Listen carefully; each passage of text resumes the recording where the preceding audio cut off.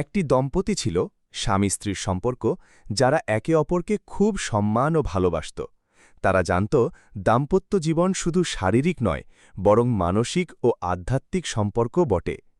এক রাতে তারা নিজেদের সময় কাটানোর আগে মনে করল আল্লাহর সন্তুষ্টির জন্য প্রতিটি কাজ সঠিকভাবে করা জরুরি তাই স্বামী তার স্ত্রীর দিকে মমতার সাথে তাকিয়ে বলল আমরা আগে দোয়া পড়ে নিই তারপর তারা দুজনেই শান্তভাবে এই দোয়া পড়ল বিসমিল্লাহি আল্লাহুম্মা জান্নিবনা শাইতানা ওয়া জান্নিবিশ শাইতানা মা রাজাক্তানা এটি সহবাসের দোয়া হিসেবে পরিচিত দোয়া পড়ার পর তারা একে অপরের প্রতি ভালোবাসা সম্মান ও কোমল আচরণ বজায় রাখল তারা বুঝত এই সম্পর্ক আল্লাহর একটি নিয়ামত এবং এর মধ্যেও ইবাদতের অংশ রয়েছে